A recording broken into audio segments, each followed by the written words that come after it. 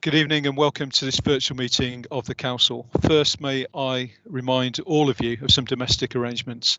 Please ensure that microphones are muted when you are not speaking, that you do not interrupt other speakers. Members are reminded not to use the messaging or chat function during the meeting unless it is to report pecuniary, non-pecuniary interest or to notify the chair that you wish to make a proposal. That if you are attending the meeting to speak and persistently interrupt the meeting, you may be asked to leave. Additionally, you'll be invited to speak and ask questions by the chair. Please await your turn. If members lose connection to the meeting, that they must contact the Member Support Officer, Mandy Smith, as soon as possible. As this is a virtual meeting, you will not need to stand to address the chair. Members, we are using a new electronic voting system this evening, and subject to the urgent motion on notice being approved, the voting will be recorded on the website. I'd like to remind everyone present that this meeting will be broadcast live to the internet and will be capable of repeated viewing. The whole of the meeting will be filmed, except where there are confidential or exempt items. If you make representation to the meeting, you'll be deemed by the Council to have consented to being filmed. By entering this meeting, you're also consenting to being filmed by the Council and to the possible use of those images and sound recordings for webcasting and or training purposes. The Council members of the public, members of the public and the press may record, film, photograph or broadcast this meeting when the public and the press are not lawfully excluded. Can I move to the agenda, please? We're looking for the apologies for absence. Thank you, Chair. We have received apologies from Councillor Eburn and Councillor Phillips. We are waiting for Councillor Amoroson and Councillor Pratt to sign in. Are they present, please? Okay, thank you. Okay, that's duly noted, and I'm sure all councillors and staff wish Councillor Eburn the very best in her recovery. Moving on, declaration of interest by councillors. Are there any declarations of interest? No, good. We're now moving to the urgent motion on notice. I refer you to the urgent motion on notice that was circulated on Tuesday. I'd like to vary the order of business and take this item before item 3 on the agenda. Councillor Morley, would you like to move the motion, please? Thank you, Chair. This administration has consistently pursued the use of technology to provide the public and press with an enhanced level of access and engagement in our meetings. This approach has been crucial during the COVID-19 pandemic, where we have maintained open, accountable and transparent democracy by fully embracing virtual meetings. Indeed, Babergh and Mid-Suffolk District Councils were the first councils in Suffolk to hold fully virtual meetings open to the public. An extension to our use of technology in virtual meetings is the adoption of e-voting to replace the lengthy and cumbersome process of roll call voting. Temporary alterations to the Constitution to allow e-voting have already been made by the monitoring officer under delegation. However, I firmly believe e-voting is the way forward for a robust and efficient means of voting for all our meetings, whether virtual or in person. Hence, I am proposing that the Council adopts e-voting as its primary means of voting. I've also listened to the concerns raised by other councillors about losing the current enhanced level of public access to voting afforded by the process of roll call voting. This is essentially the ability of the public to see how each councillor votes on every item, something which we didn't even have in face-to-face meetings unless the public physically being present in the meeting room. Therefore, this urgent motion also proposes a constitutional change to enable the publication of a record of voting at every meeting on the council's website to ensure the highest level of openness and transparency. This will not negate the process for formally requesting a recorded vote for the purposes of the minutes or the statutory requirement to formally record the budget vote. So the motion is that this council permanently adopts e-voting as its primary method of voting in all meetings, and that a record of all votes cast at meetings of the full council, cabinet and committees be published on the council's website with immediate effect. Further, that the monitoring officer be authorised to make the required amendments to the council's constitution. Now, before I propose this, I would also like to thank Councillor Stringer for his support for this motion, because unknown to me, both he and I were discussing this same motion, albeit with different people. So I'm grateful to Councillor Stringer's support on this. So thank you, Chair. I'm very happy to propose this motion, and I would call for a seconder. Thank you. Councillor Morley, thank you. And do we have a seconder, please? Yes, Chair, I'm happy to second. But if I may, can I reserve my right to speak? Councillor Richardson, that's noted, and yes, you can. Thank you. Okay, we're now going to move to the debate. Councillors will only be allowed to speak once for 3 minutes, and this will be timed. Please use the hands up system to indicate that you wish to speak. Councillor Passmore, please. Thank you very much, Chairman. I don't want to speak for long because I think it's a very, very good idea. I shall certainly be supporting the motion. For those who might have been anxious about public access, I think the fact that the who votes and how they vote will be recorded and be there for posterity for many, many years to come, no doubt, I think does deal with that. And of course, in the past, as the leader says, if people were there, they would have seen it, how to vote. The only other occasion, of course, when people would know how individual councillors voted would have been if there'd been a recorded vote. But I think this is an excellent idea, and it certainly has my full support. Thank you very much.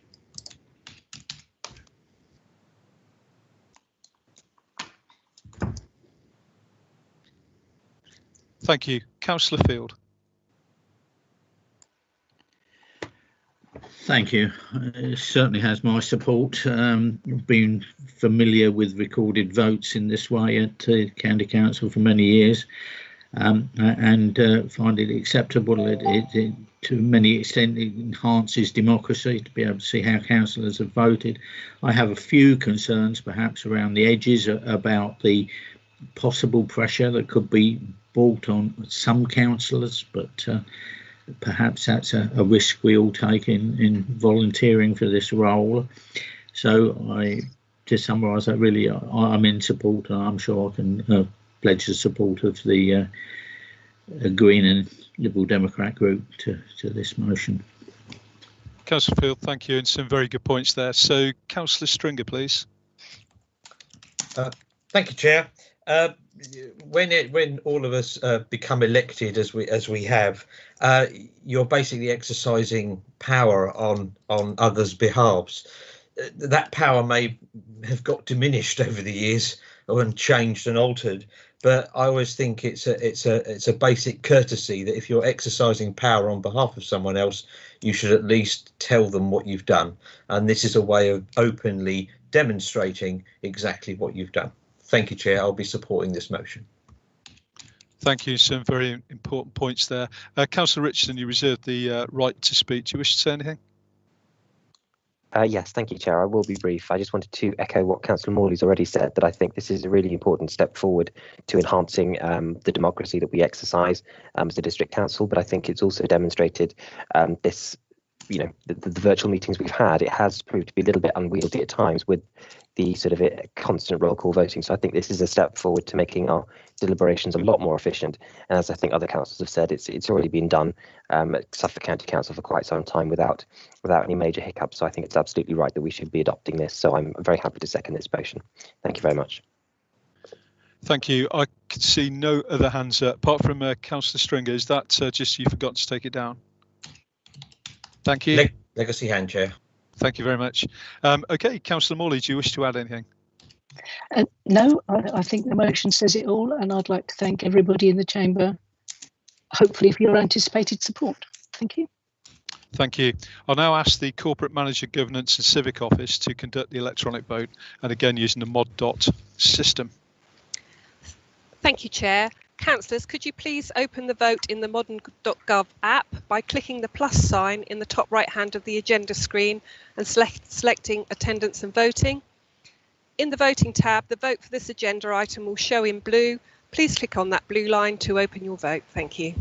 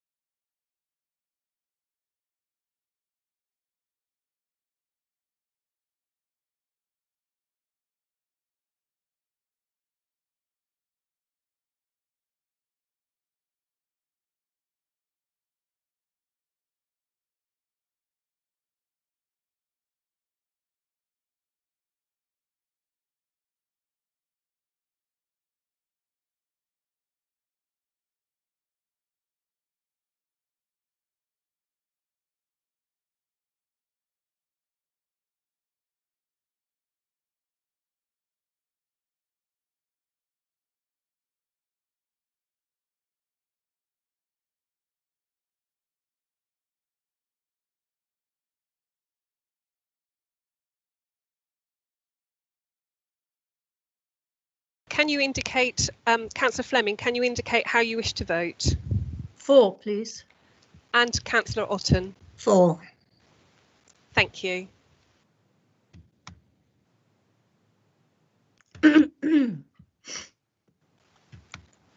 That is unanimously for. Thank you. Thank you, and therefore that is carried. And thank you for trying your best with that. This is technology, but the backup will always be the fact that you can use the voice. So we practiced it. We practice it when it's going wrong, and it seems to work. So that's good news. Okay, I'm now going to move on then to MC 20/10 to confirm the minutes of the annual meeting held on the 24th of September 2020 for accuracy only. Are there any issues with accuracy?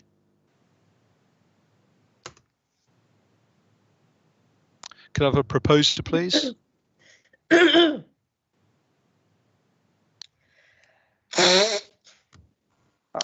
Chairman, I'd like to propose adoption of the minutes. Thank you, Councillor Ekpenyong. And a seconder, please. I'm happy to second. Thank you, Chair. Councillor Muller, thank you for seconding. I now ask the Corporate Manager Governance and Civic Office to conduct the electronic vote.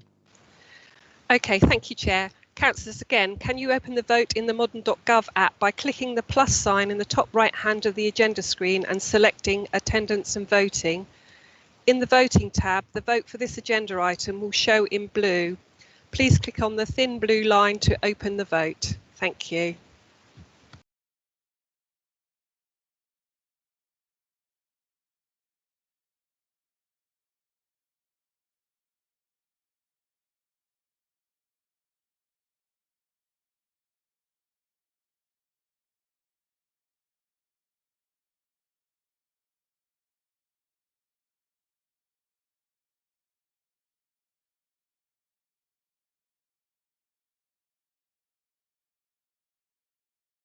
And it's a unanimous vote again for. Thank you.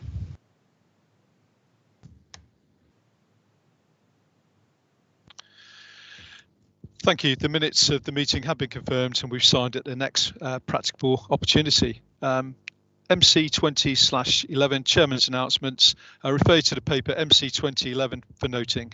Thank you. I would also like to take this opportunity to advise members that as I am unfortunately unable to present Councillor Haddingham with their past chairman's badge personally, I've requested it be sent to her as soon as possible. And I know this isn't the norm, but we are in unprecedented times and I do apologise to not doing this in person because it is an important event and an important badge to go for. Moving on then to the leaders' announcements. I would like to invite Councillor Morley to present her update, please. Thank you. Just a few things to share with you today. Well, not sharing with you because most of you will have heard of them already.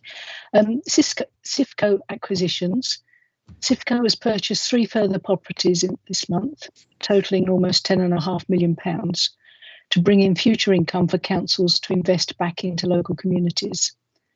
These are 2 neighbouring warehouse buildings on Cosgrove Way in Luton for £2.475 million, in addition to an office building in Epsom for £7.97 million. The industrial units are both let to building supplies company Wolsey UK Limited. The office building is home to Epsom and St Helier University Hospital NHS Trust on a long-term lease. This ensures low-risk returns for the councils at a time when COVID-19 is significantly affecting other traditional income streams. COVID-19 support grants. So this scheme has been expanded and the additional restrictions grant is open to businesses who were trading up to and including 4th of November, who were instructed to close because of the national lockdown, or can demonstrate that they have been significantly financially impacted by the national coronavirus restriction measures. The funding available through the grant will range from 1,334 to 300,000. Sorry, not 300,000, 3,000, in line with the local restriction support grants. Applications for the first round of additional restriction grant funding must be submitted by Friday, the 18th of December. COVID-19 tiers. When national lockdown finishes, central government has just placed Suffolk in Tier 2, local restrictions, from the 2nd of December. The main reasons cited for this are Suffolk's current COVID infection rates, local hotspots, and the pressure on hospitals.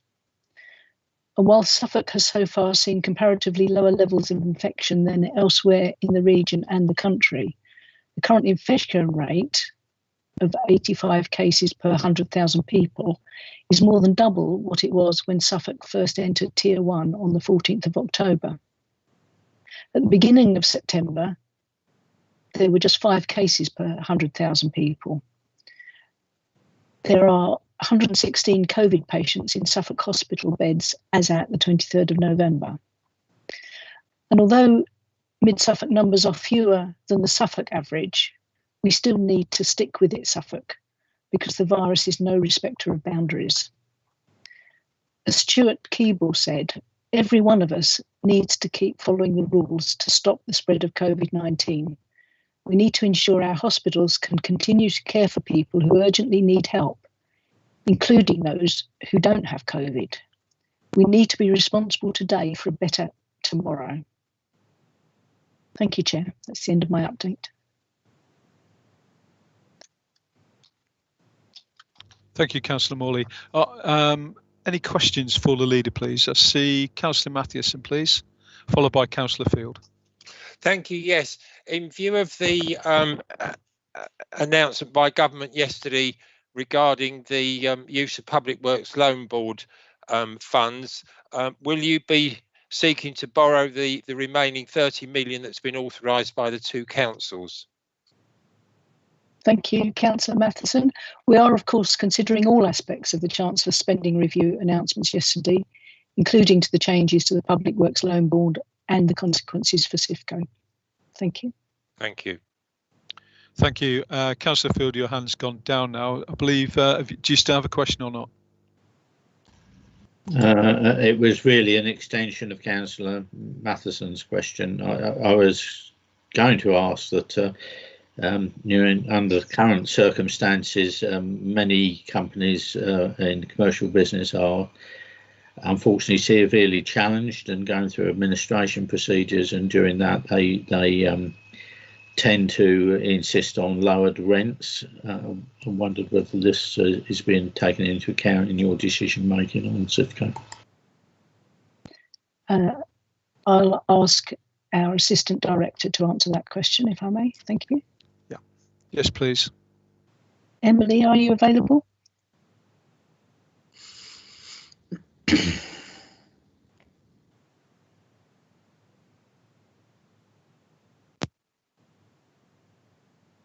Perhaps our Chief Exec can help. I was going to say, Chairman, I don't think Emily Atack is with us on this call, but I'm happy to. Yeah, wrong, Emily. I'm happy to support. Yes, absolutely. Clearly, the COVID crisis is having a significant impact upon rental market in both, particularly in the business sector, and so I would anticipate that that's something CIFCO would look very carefully at before looking to purchase any further properties. Clearly, they have clear parameters, both in terms of geography, but also in terms of yield, that's critical in terms of how CIFCO operates. So yes, absolutely, the rental return is a key determinant of any such decision making. Thank you. Thank you. Thank you. Are there any other questions? Thank you, Councillor Morley. Okay, moving on then, we'll now go to receive notification of petitions in accordance with the Council Procedure Rules. Corporate Manager for Governance and Civic Office will report on petitions received. Jan, please. Thank you, Chair. Please be advised that we've received the following validated petitions. A petition for immediate climate action in Mid-Suffolk District Council with 62 valid signatures, and a petition regarding the condition of the Vicence site in Brantford with 135 valid signatures. Both petitions have been dealt with through the usual petitions process. Thank you. Thank you, and to all councillors, copies of the responses will be circulated to you in due course. Questions by the public in accordance with the Council Procedure Rules, are there any? None received, Chair. Thank you. We do have questions by councillors in accordance with the Council Procedure Rules, and I refer you to the questions by councillors in the tabled papers. Councillor Matheson to Councillor Whitehead, please. Thank you, Chair. Yes. So, Councillor Whitehead, thank you for the reply, which was appreciated that I had an opportunity to read it for an hour or two beforehand. And it's encouraging to know that you are studying the issue of our investments and our climate policies. And I noted particularly the new service from Arling Close advising about that, and it would be good if that input could go to the Audit and Standards Committee sometime soon. So my supplementary question is regarding in paragraph 4, where you speak about the oil majors are in the forefront of this evolution towards low carbon. That isn't the evidence that we have at the moment, that the oil majors have actually done quite a lot to delay the shift of the world's economy to low carbon, and they're still investing far more in prospecting and extracting fossil fuels than they are in renewables, unfortunately. And finally, the question, did you know that the oil major Exxon has just dropped out of the top 500 share index in the States, and one of the companies that's coming into it is the electric car company Tesla, and I just wondered whether our advisors are actually quite recognising all of that. Councillor Whitehead to respond, please. Yes, thank you. I only just recently got the news about the Arling Close development, but I agree that should be more widely seen by the Joint Audit and Standards. In terms of the oil majors, I think the reality is that these companies are just so vast. I think Shell itself is £100 billion, a very difficult concept almost to get your head round. So, and the amount of money that they do invest year on year is quite phenomenal. But so even some movements into renewables, although the figures themselves, are quite large, I suppose as a percentage of their total investments is small, but ever increasing. But I mean, I think BP themselves are working very closely in either Denmark or Germany to look at using offshore electricity to generate enough power to produce a great deal of hydrogen in terms of the new developments for hydrogen as a fuel, for example. And the reality is, as I said in my written response, these companies need to either reinvent themselves or they will disappear, and they have that determination and need. And both in financial magazines and so much of the sort of Sunday newspapers, etc., I've seen so many articles over this last, I guess, 18 months in terms of the sort of work that these major oil companies are doing. I wasn't aware that it was Exxon that dropped out of the Dow. I did know that Tesla had joined, and it is quite phenomenal to think that the market capitalization of Tesla is actually larger than Ford, a company that's still making so many cars, worldwide, and Tesla is a new developer, a new entrant in the field. Again, as I said in my response to you, that an investment portfolio in 2040 will certainly look very different to today's, and I have every confidence that our professional managers are running those portfolios in a good way. Thank you. Yes, thank you. It's notable that our pensions are coming out of fossil fuels, and I hope we'll soon be following them with the rest of our money. Thank you. Thank you, and thank you for the response. Moving on now, I'd like to invite Councillor Wellham, as the Chair of the Overview and Scrutiny Committee, to introduce paper MC20/12, which is for noting. Councillor Wellham, please. Thank you, Chairman. Yes, we've had two overview and scrutiny meetings during September, and both were joint meetings with Babergh Overview and Scrutiny. The Joint Committee considered options for the future delivery of the Public Realm Service. Members received an excellent presentation from the Assistant Director for Environment and Commercial Partnerships. She covered the existing method of delivery in the two districts, the in-house service in Mid-Suffolk, and via a contractor in Babergh. The presentation covered 4 options for future delivery. It was agreed unanimously to recommend to Cabinet that the future model be an in-house service delivered to both districts. The Joint Committee then reviewed the housing delivery test action plans for each of the two districts. We carried out our annual review of the Joint Homes and Housing Strategy and the Homelessness Reduction and Rough Sleeping Strategy. The committee thanked officers for their work, especially at the start of the COVID restrictions, and their innovative approach to delivery of the housing service. The committee considered a confidential report on future arrangements for disabled facility grants and made a recommendation to the two cabinets. My report is for noting, and I'm happy to answer any questions. Thank you, Councillor Wellham. Do we have any questions for Councillor Wellham, please? No, thank you. Thank you, Councillor Wellham. I'd like to invite Councillor Guthrie, who's the Chair of the Licensing Committee, to introduce paper MC20/13 and move the recommendation in the report. Councillor Guthrie, please. Thank you very much, Chair. Licensing Act 2003, Statement of Licensing Policy, Statutory 5-year revision. The 5-yearly review of the Statement of Licensing Policy for Mid-Suffolk District Council has been carried out. It is for full council to decide whether to adopt the revised policies. A public consultation was carried out between 20th of August 20 and 16th of September 20 in respect of the Statement of Licensing of Policy for Mid-Suffolk District Council. The policies for Mid-Suffolk and Babergh are broadly the same, apart from details relating to the nature of each district. Since November 2005, the local licensing authorities have been responsible for functions under the Licensing Act 2003. Section 5 of the Licensing Act 2003 requires that each licensing authority shall determine and publish a local statement of licensing policy relating to the discharge of its licensing functions under the Act. The licensing team revisited the statement, which has been in effect since January 2016. The report before you seeks the approval by full council of the revised policy statement for Mid-Suffolk so that it may be adopted for publication and ready to take effect from the 7th of January 2021. The licensing team has undertaken the necessary work within the existing resources and fee structure.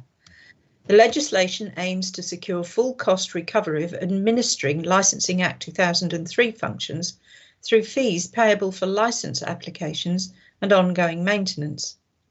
The fee banding system and fee levels are currently set by central government via regulation, as they have been unchanged since 2005. The previous government decided in early 2015 not to activate the provisions of the policy of the Police Reform and Social Responsibility Act 2011, Section 121, which would have devolved fee setting to local licensing authorities. The current draft will be the 5th edition of the Council's Statement of Licensing Policy under the Licensing Act 2003. The licensing team has the necessary experience, stakeholder contacts and networking in place to ensure that a wide, balanced consultation has taken place. The consultation took place over a period of 4 weeks through various channels and media. No responses to the consultation in Mid-Suffolk were received. The lack of responses is not a concern to the licensing team, as well as all its existing premises and club licence holders, 150 relevant businesses, and all licensees totalling over 500 and organisations were consulted, including the parish councils. The Statement of Licensing Policy is based on Licensing Act 2003 and the statutory guidance, Section 182 of the guidance, which limits the degree to which it can be amended. There have been four previous reviews and consultations, and the policies have been updated and refined on each occasion. It is therefore reasonable to assume that the consultees are satisfied with the content. The draft Statement of Licensing Policy for Mid-Suffolk was considered by the Mid-Suffolk Licensing and Regulatory Committee on the 2nd of October. The matter of business closures during lockdown was considered for inclusion in the policy. Legal advice was that there is specific legislation covering these matters, breach of which may be relevant to trigger a review of a premises licence, but this does not need to be specifically mentioned in the policy. The committee voted unanimously to recommend to full council that it be adopted without further amendment. That concludes my summary, and if there are any questions, I'll do my best to answer or refer them to the licensing officer, Kay Sanders, who led the review. And I would like to thank the licensing team, which is a small team, and this was an enormous amount of work. So I would like to thank them for that. Thank you. That concludes my report. Councillor Guthrie, thank you, and your thanks have been recorded. Can we have a seconder, please?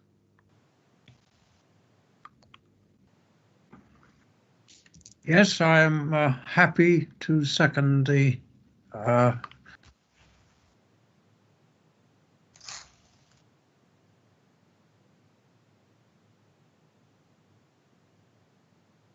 think it's the recommendation on page 33 that Councillor Norris was hopefully seconding. Yeah. So, Councillor Norris, can you confirm that, please? Yes, indeed. I am. Thank you. Sorry. Thank you. So we do have a proposer and a seconder. We'll now move to questions.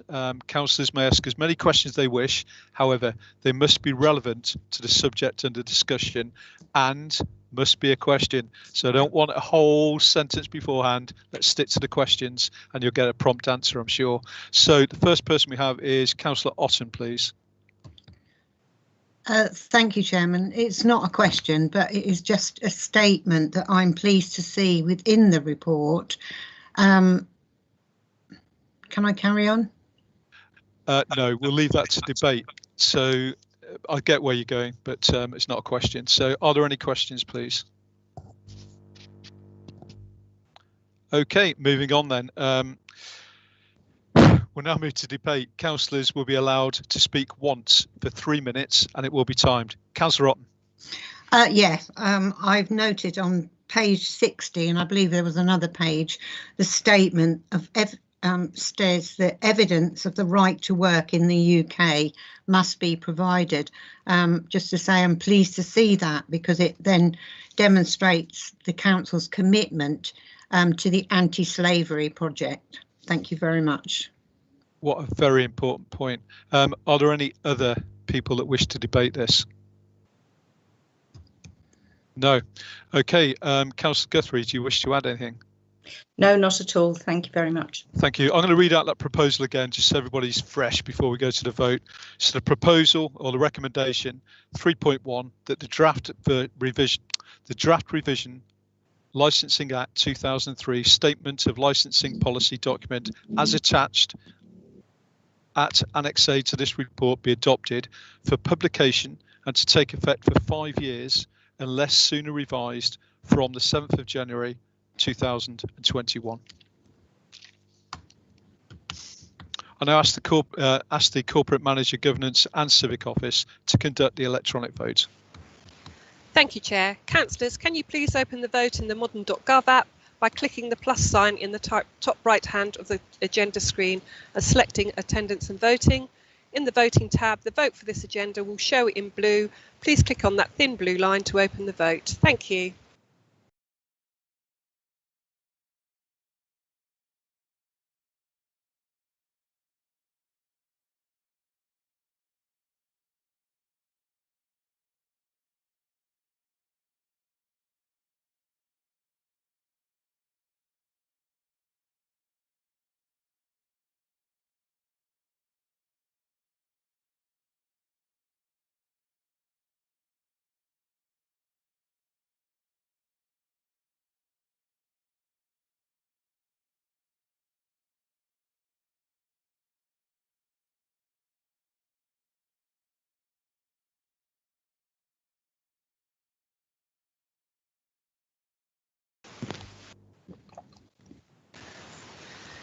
Thank you, councillors. That was a unanimous vote of 4. Thank you. Thank you. That is carried. Moving now on to MC20/14 Ict Strategy. I'd like to invite Councillor Morley to introduce the ICT strategy, which is for comment only. Councillor Morley, please. Thank you, Chair. To get where we are now, we've spent the last 18 months or so undergoing some restructuring. We've restructured ICT following the review of the ICT provision instigated by our Assistant Director for Customers Digital Transformation and Improvement, Sarah Wilcox. We have brought in a new Corporate Manager for ICT, Matt Harding, and restructured the whole team, bringing them back from Suffolk County Council and back under our own office's direct management. We have strengthened relationships with Suffolk County Council's IT to make sure that we get the best value from the partnership and that we continue to develop our ICT provision. A natural progression then was to build a new ICT strategy based on these new foundations.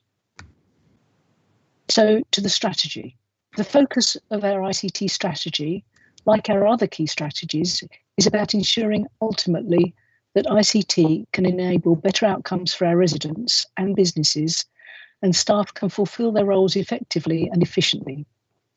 So this strategy seeks to unlock value in our existing partnership with Suffolk County Council and our existing software estate. The building blocks of this strategy are informed by people, process and data. As just one local example, think of the power of the Suffolk Corona Watch pages online. And now imagine that type of data dashboard applied, for example, to our housing stock or to our climate change and biodiversity ambitions. This strategy paves the way by helping to ensure that our data is captured and is accurate and meaningful. I would also like to take this opportunity to not just thank our own ICT department, but also the ICT team at Suffolk County Council. Without both teams working in partnership, a lot of what we're able to do today, including this meeting and the live streaming of it, would simply not be possible. So I'm going to hand over to Matt Harding, who will present a high-level summary of the ICT strategy. And then after Matt has finished his presentation, he will then hand back to the chair, who will open up the session for comments. Thank you. Councillor Morley, thank you. Before we go on with the presentation, Councillor Passmore, see your hands up. Is this a point of order? No, I'll leave it to questions at the end. Thank you, Chair. Thank you. Thank you very much. Okay, in that case, I'd like to welcome the Corporate Manager for ICT, Matt Harding. Please begin your presentation when you're ready. Thank you. Thank you, Chair. Thank you, Councillor Morley. I am going to share my screen with you briefly, so just give me 2 seconds. Let me know if you can't see my screen with the big words ICT strategy written on them. Okay, so very quickly, I want to take you through a very high-level overview of the ICT strategy. You've got the papers there if you want more detail, but we thought it would be beneficial today to make sure we did that. So, very quick overview, and then we'll hand back for comments. In terms of our IT strategy, it is built around 4 key principles: those of people, process, data, and technology. You'll have undoubtedly heard the phrase people, process and technology in terms of being the 3 key areas from an IT perspective that help to keep an organisation efficient and ready to take full advantage of transformation opportunities. To me, another way of looking at these areas is to look at them as key principles in the successful delivery of IT. If we don't involve people or support them, look at their processes and understand them, we're not going to implement technology that works for them. People and process both create and are also informed by data.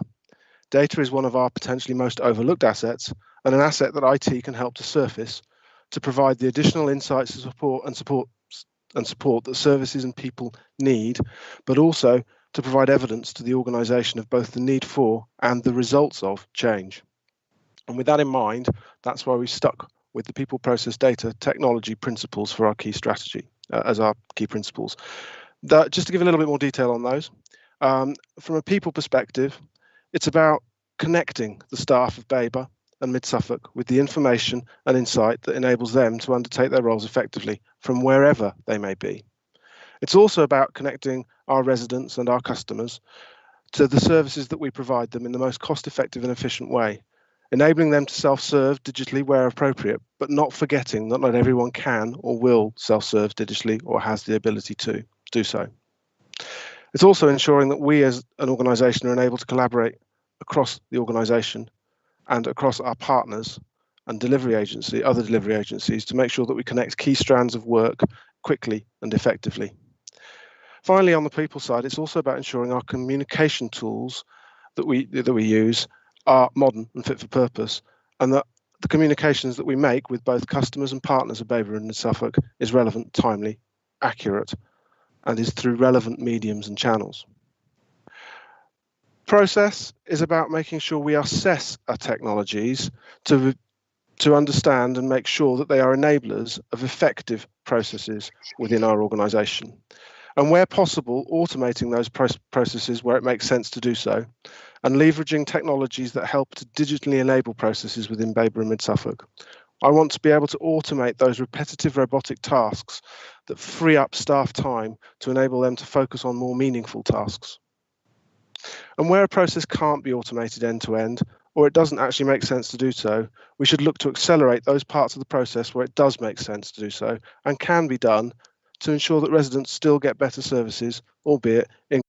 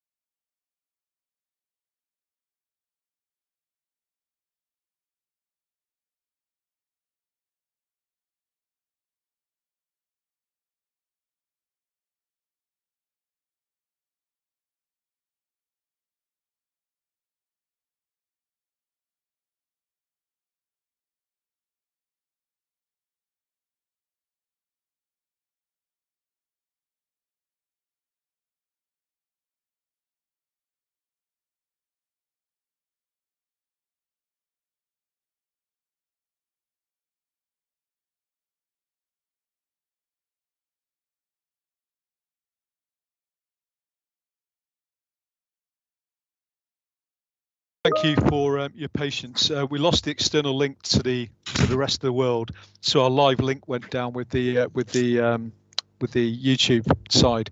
I can confirm though that while we're off air, I obviously stopped the meeting at the point that we lost that link, and while we've been off air, we've discussed no business of the council at all. So we'll now go back to the presentation. And Matt, I'd like you to go back 2 slides, please, just in case people have missed 2 slides. And I'd also like to welcome Councillor Pratt to the meeting. Matt. Okay, thank you, Chair. Right, just going back 2 sets of animation on the one slide, so hopefully there will be, if there is repetition, it will be brief. In terms of the process element or a process principle, we want to make sure that from a process perspective, we assess our technologies with a view to ensuring that they are enablers to effective processes within the organisation. And where possible and where it makes sense to do so, automate those processes. Oh, I'm not showing. Sorry, hang on. I've just realised I'm not sharing my slide. That's my fault.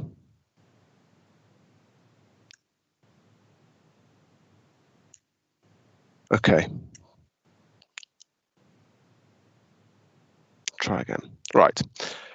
I did talk about minimizing repetition and I failed spectacularly. There we go. Right. So, process. We want to ensure that we assess our technologies with a view to ensuring they're enablers to effective processes within the organisation. And where possible, automate those processes where it makes sense to do so. Specifically those that help to enable digital end-to-end processes within Babergh and Mid-Suffolk. We also want to automate those repetitive robotic tasks that allow us to free up our staff to focus on more meaningful activities. Where a process can't be automated end-to-end, or it doesn't make sense to do so, we want to look to accelerate those parts of this process where it does make sense to do so, and it can be done, so that we continue to ensure that our residents still get better services, albeit incrementally better. From a data perspective, we want to make sure that we utilise technology to surface the data we hold to make it integral to the day-to-day running of our business. We want to integrate those data sets that help us to make informed, evidence-based decisions that improve those services and products.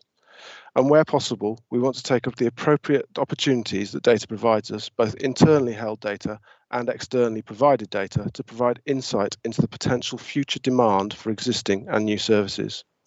We have to be mindful, though, that this is about doing anything with data we have to do safely and securely. After all, the data we hold isn't ours, but is that of our resident, and as such, they expect that we are safe stewards of it.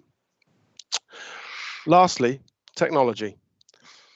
We want to make sure that we build accuracy into the running of our IT services, enabling proactive understanding of the financial, people, and asset implications of our technology services, but making sure we only exploit appropriate new technologies whilst leveraging our existing technology stack so that we can support the ambitions of Babergh and Mid-Suffolk and improve outcomes for our customers. I want to be able to come back to you at some point in the future and make sure that we have delivered an IT service that is aligned to the needs of the services and staff of Babergh and Mid-Suffolk, ensuring IT staff are engaged early and often by services in their continuous improvement. I'd like to just briefly go on to how this sort of fits with our architecture, and I will be repeating some of the words that Councillor Morley used at the beginning, but I just want to show how this works.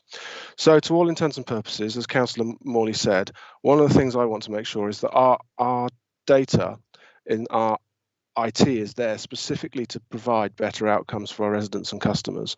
That, to all intents and purposes, in its simplistic form, means that we need better products and services, those products and services that meet our residents' needs.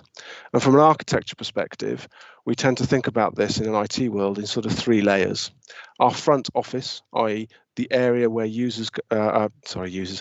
residents interact with us, whether that be through telephone, whether that be through online. Our middle office, where potentially we take data or information provided to the front office by our residents and then implement it and push it into our back office, which is our line of business systems. If we get our front office right, we can start thinking about how we increase our customer engagement, how we increase self-service opportunities by making sure we do end-to-end digitalisation of process. If we get our middle office right, we can start thinking about actually automating the provision of that data from front office straight into back office systems. Again, that provides better services. It increases our data quality because, quite frankly, and no disrespect to us as human beings, we mistype things, but making that flow easier means we can put mandatory stuff in place, and it reduces the effort that staff need to do in that manual intervention work, allowing them, again, to undertake more meaningful tasks, work potentially closer to the customer. And if we get our line of business systems right in the back office, we can make sure we have stuff and systems that are easy to use, that are fit for purpose, modern, accessible from anywhere. But most importantly, we start to understand individual service costs for individual residents. All of this provides us with data, which we can start to interrogate in a different way. By having that data, we can provide something called descriptive analytics. To all intents and purposes, what is happening now? Those real-time dashboards describing what is happening now can be done in a way that is automated, again, reducing staff time in data provisioning and manipulation. Ultimately, if we start to think about external data sources and bringing those in as well, we can move towards predictive analytics, i.e. what is going to happen. Those two things, descriptive and predictive, allow us to start to better design and commission services and products that are evidence-based and demand predicted. In a nutshell, that is what we want our strategy to do. And I thank you for your time. I apologise for the repetition, but I'll hand back over now to Susie to take comments.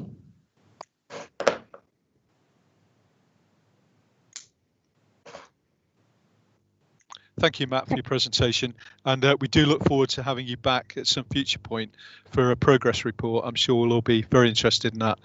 Councillor Morley, before we go with you, are there any questions or comments, please? I can see initially we'll go for Councillor Passmore, followed by Councillor Epennyong. Thank you very much, Chairman. Just some comments, very, very interesting, and just take this opportunity to say well done to the IT department during COVID for all you've done.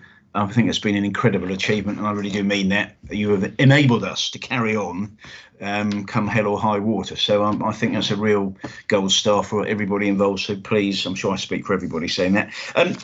I think this is really, really important. Just a couple of comments, suggestions. When we get it, and this is at a high level, I'm merely an agriculturalist, so I don't understand any of this technical stuff.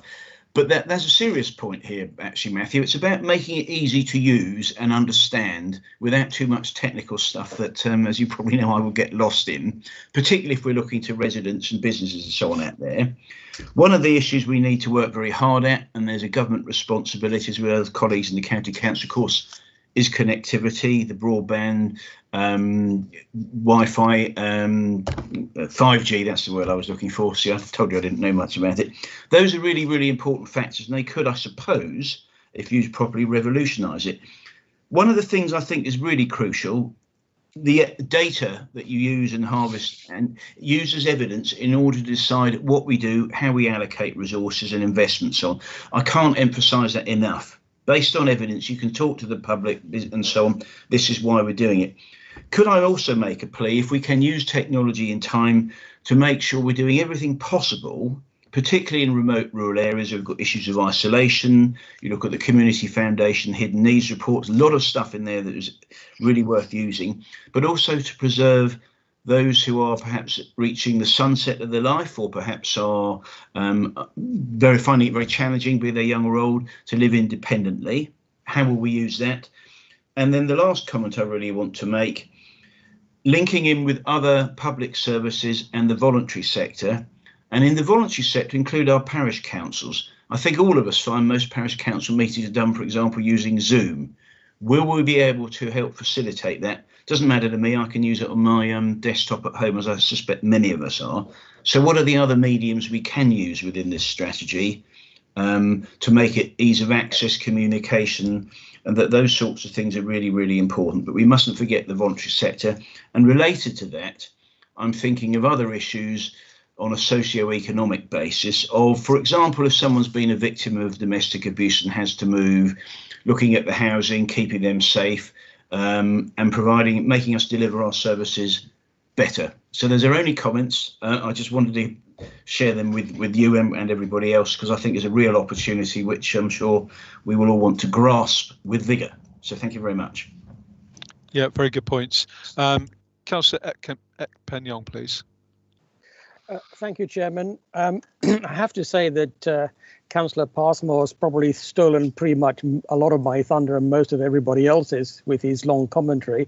But nevertheless, I think he does touch on a very important aspect of this digital strategy.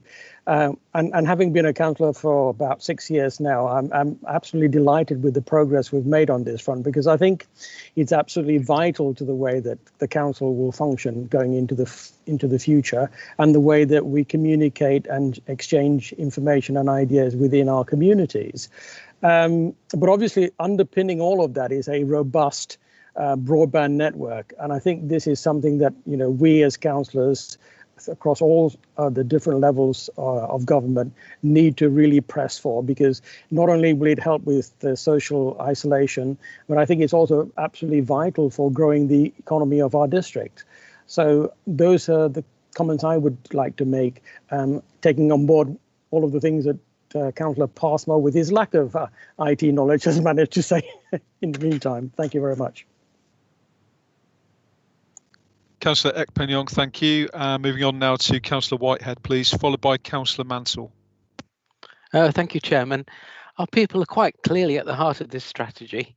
It's so important that our staff have access to the appropriate technology that is both joined up and aligned.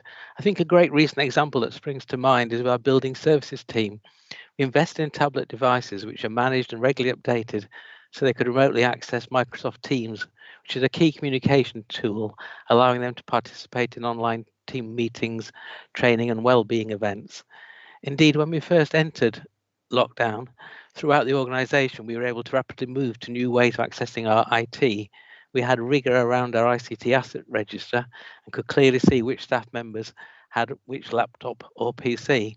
I think without such rigour, we would clearly have been in a very different place. So I'm so pleased to see the importance of accuracy and data referenced throughout this strategy. Thank you. Thank you. Councillor Mansell, please. Thank you, Chair. First of all, I'd just like to make a point that there's no mention of members in the document that we had attached to our council agenda.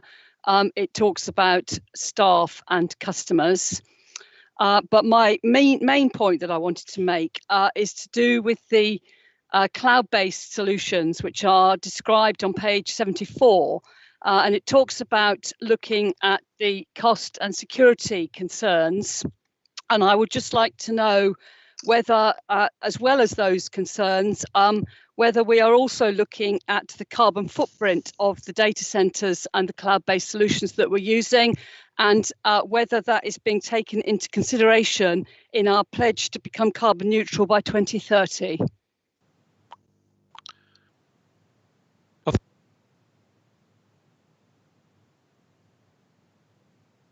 Oops, sorry, I think that's deserved of an answer. So either Matthew, please, or Councillor Morley. I think I'll hand over to Matthew, if that's okay. Yes, please, Matthew. I can say something as well, if you like. We'll go to Matthew first. Thank you. Thank you, Councillor Mansell. In terms of that cost, yes, exactly one of the things we would be looking at is the green cost. One of our key vendors today, Microsoft, this year alone have announced that they will themselves be carbon negative by 2030. Obviously contributing quite a lot because we are key Microsoft users. In fact, a number of our vendors, including firms like Capita, use Microsoft's cloud services, such as the Azure data centers, which will also therefore be carbon negative by 2030. Wide data centers in terms of cloud technology allows us to actually make an improvement around our greenhouse gas emissions, whether that be from dematerialization and the less need for firm kit or tin, as we would call it in the IT industry, those bits of device that we all use, and efficiencies through being able to share services, the energy and the air conditioning needs, rather than having data centers out the back of buildings.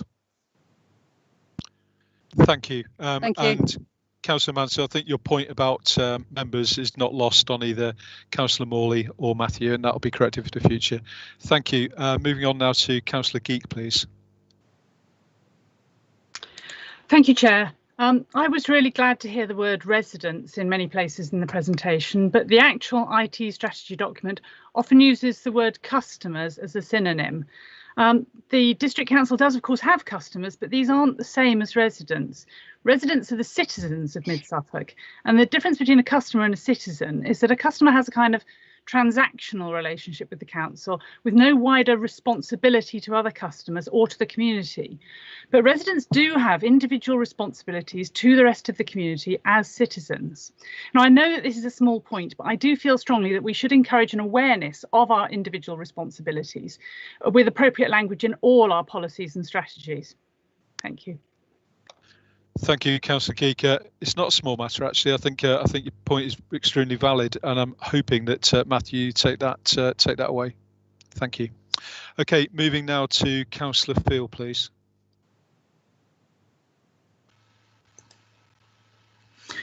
Thank you, Chair. Yes, just a brief comment. I think clearly we need an IT strategy, and it's good to see us moving in a modern direction. I have to say, I don't think there's anything that appears to be controversial in this statement as a direction of travel. It tends to be rather motherhood and apple pie, but a better use of data, which was emphasised, is clearly a good direction of travel. If we could get to the point where people use the modern features of modern applications, it would be a great start. I see few use of the ability, for instance, to insert revisions or online cooperation between people during the production of documents. Anything that gets us to the point where there's less need to the frequent comment, if the technology works, will be absolutely wonderful. In our quest for a movement forward, we must be sure that our applications are sufficiently reliable and that people are sufficiently trained to be comfortable doing tasks digitally. I think I want to emphasise that last point. You know, the technology exists on a worldwide basis. It's really then making sure that our staff are well trained, and perhaps we as councillors also don't struggle with simple things like unmuting ourselves for during meetings. It would be great and would generate a significant leap forward, certainly less annoyance when you're participating. Thank you. I was going to just play around there and not unmute myself, but it's a very valid point because I'm guilty of that as much as anyone. Training is paramount, without a shadow of a doubt. Okay, moving on to Councillor Fleming, followed by Councillor Richardson, please. Yes, thank you very much. And it might surprise you to know that I am happy to support this strategy. I'm not always the biggest fan of IT, because I believe it will greatly strengthen our capacity to manage and, most importantly, to store our data and to tailor our approach to how we use it to our own needs. And I like the ending statement in the strategy, keep it simple. Well, let's try and do that if we can. This strategy is particularly important for our public realm and environment teams as they undertake their work successfully, given our commitments to climate change and biodiversity. For example, we will need to manage and sort the data gained from our ecological mapping programme and integrate this with other sets of data that are available on the environment in various forms, including old data and hard copy, which will need to be integrated and form a unit with what we've got. And in response to Councillor Mansell's excellent question on cloud storage, which is potentially carbon intensive, as I think most of us know, due to the need for cooling, but our carbon accounting systems will take into account all types of emissions, including those associated with indirect and offshore activities. We will be able to share the information accurately and quickly with others who will benefit from it, such as planning team, other local authorities or other interested parties who may come to us for information. And for us to access external information in the same way. This capacity for data management is also important to enable us to make use of our emerging health and well-being programme and to our largely rural economy.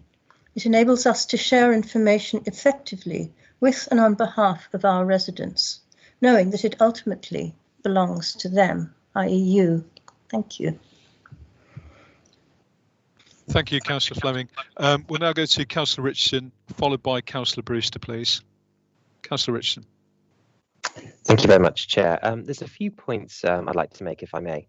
The first is that I think this is a really welcome opportunity for us to use our ICT strategy to improve the services that we provide to our residents and customers, because I think they're both perfectly valid and useful terms.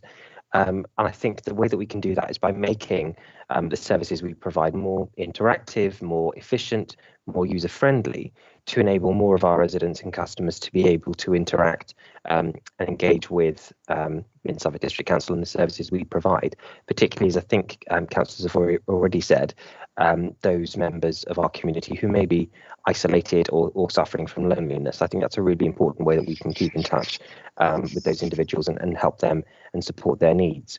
The other point which I would like to make is just the actual impact it can have on the council itself, both staff and members, because I think one of the great kind of reflections that I've had, certainly over the last sort of few months, is that, and this is not just based on my own experience, but what I've sort of heard anecdotally from others, is that this shift towards more remote, more home working, more flexible working actually has significant qualitative benefits for people in the workforce. So I think that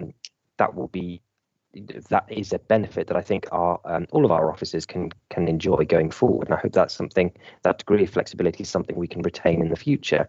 And just speaking personally, I'm a councillor who also works full time, so can sometimes find it a little bit tricky to juggle all of my various commitments. And I have to say that having a lot of, not just these full council meetings, because obviously I appreciate these are meetings which would be much better done in person, but actually all of these other committee meetings, briefings that can be done virtually, done online, that for me makes local government much more accessible for someone who is younger and obviously in full-time employment. But there's two other points I'd like to make here, which is, well, indirectly, I think this particular strategy will have an impact both on climate change and our biodiversity strategy, because one way that obviously, as by virtue of the fact that we have been able to meet virtually rather than in person, is we can reduce the impact on climate change by reducing the amount of time we spend travelling and commuting. We can do much more remotely and therefore reduce our carbon footprint as a result. And I know Matthew talked about Microsoft as one of our major software vendors, but actually what I found particularly interesting was that they are also trialling an online calculator that will tell you your usage of their produce in terms of CO2 emissions. So I think that's actually a really welcome aspect that we can definitely draw upon. And then the other aspect is around our biodiversity action plan, because I think it's really important to understand the usage of data in undertaking some of the geographical mapping work that we've done for things like tree planting. I think data is really key, not just in terms of the specifics of the biodiversity action plan, but also more broadly things like planning, so that planning staff and planning decisions can be made and taken with a more holistic approach. So imagine that could be something from using third-party data around noise or air pollution, or anything else that can contribute to that aspect of our strategic priorities. So I think this is a really important report that we've been given, and a really important strategy, not only in and of itself, but because of the ways it contributes to various other aspects of our work. So I would really welcome this. Thank you, Chair. Thank you. Now moving on to Councillor Brewster, followed by Councillor Warboys. Councillor Brewster, please. Thank you, Chair. Yeah, I just would like to say this ICT strategy has helped us respond to the challenges that we've faced as a result of the coronavirus pandemic. The use of collaborative tools like Microsoft Teams, Microsoft Forms, and cloud-based services have helped the councils to continue to deliver existing and new services. We're using MS Teams to hold this meeting, and we have used technology to automate repetitive tasks to free up staff time so that they can focus more time and effort on COVID response. We also used existing tools to rapidly implement new online forms that supported people to apply for new business grants. And that was a lot of work went into that, and a lot of work went into paying those business grants as well, and still is. As a result, the core of our strategy has stood the test of COVID. And whilst we may have to change priorities around a little as a result, the strategic outcome remains the same. That of using the appropriate technologies to connect our people and residents, enabling them to do their jobs or transact with us more efficiently, and to use data to provide the evidence of required service change and the results of it. Thank you, Chair. Thank you. And Councillor Warboys, please. Yeah, yes, thank you for the presentation and the work on the ICT. I think it is important that we embrace the new technologies, and certainly I agree the paradigm of work is changing. I think that I've got two concerns really. One is about the security of the systems. I mean, from the point of view of ensuring that our residents are confident that their data is secure and that our systems are secure, so that I will say this, from hacking, whether it's malicious or accidental, or simply a power line going down, we will become more dependent. I think the effect of the ICT and COVID, the way we've been able to respond and been supported, it has been tremendous. But it has shown our vulnerability in a way. We are vulnerable to power outages and data reception and broadband speeds and things. And my second point was, I think it is to do with the tin, the hardware. Many of our customers, in particular the ones who are vulnerable and who are most in need of this connectivity, actually find it difficult to access it, either from a cost point of view or from developing the requisite skills. So that is my second concern. We have got to be sort of reaching out into our communities to make sure that we do have equal access.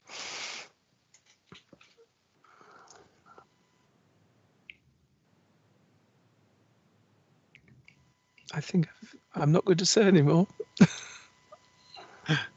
No, I couldn't find a mute button to unmute. Sorry for the delay, but we're there now. Councillor Morley, do you have anything else to add? Yes, just a couple of things. Some really powerful comments and thoughts being expressed tonight around this. I don't want anybody for one moment to think that this is instead of a friendly face on the end of a telephone. But the point about automating so much of our existing processes is to allow our staff to free up time so that they can still actually engage and talk to people who can't serve themselves. We need to be allowing those of us who can, who are very happy and comfortable using whatever piece of IT kit is thrown at us, to serve ourselves so that our officers can spend more time dealing with people who are more vulnerable.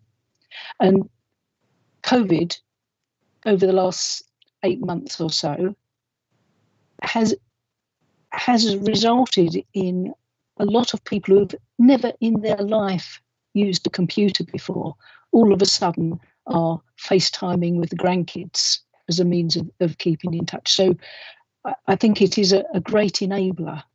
And at the moment, sometimes it's felt, as somebody who comes from the IT industry, it's sometimes felt that we're using 19th century institutions and 20th century technology in order to try and solve 21st century problems and issues. You know, the world doesn't stop or stand still just because one of us doesn't have a computer. We need to be utilising it, freeing up our staff to actually deal with real people and real problems. And so thank you everybody for engaging and discussing this, and we'll look forward to the next stage. And thank you very much, Matthew. Thank you, and thank you, Matthew, for an excellent presentation. We do look forward to seeing you again in the future for an update as to the way we're going along. And Councillor Morley, thank you. The report was for comment only. Before we move on to councillor appointments, I noticed that we've got Councillor Pratt has joined the meeting, and Councillor Amoroson has also joined the meeting. So welcome. You may now vote on the next agenda point, which is councillor appointments. I believe it might have to be done verbally, but we'll cover that as we go along. So moving on to councillor appointments. The change of appointments are listed on the agenda. Are there any others? Thank you. Please, could I have a proposer? Thank you, Chair. I would like to propose the two changes. Thank you. Councillor Morley, thank you. And a seconder, please. I'm very happy to second, Chairman. Councillor Brewster, thank you. I'll now ask the Corporate Manager Governance and Civic Office to conduct the electronic vote.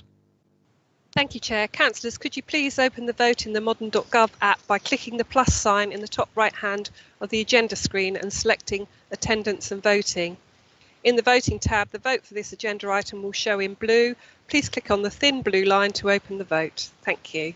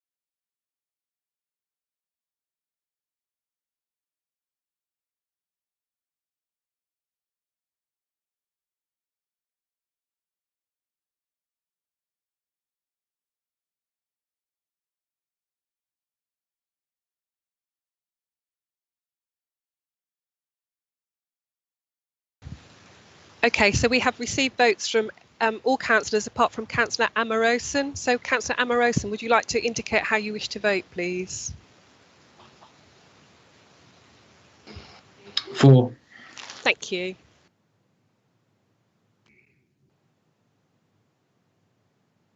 Thank you. Chair, thank you. That's 30 votes for and 2 abstentions. Thank you. That is carried. Thank you. The date of the next meeting is Thursday, the 21st of January 2021 at 5:30 p.m. But before I close the meeting, I've obviously started watching Christmas carols and sort of films and all that stuff in the afternoon. And it's never too early, apparently, and it's never too early to say Merry Christmas. So Merry Christmas to you all. I hope you have a wonderful Christmas and a safe Christmas, and importantly that we all have a healthy and vibrant new year. So I look forward to seeing you next year. Thank you for everything you've done this year and that you're continuing to do until the end of the year. With that, I close the meeting.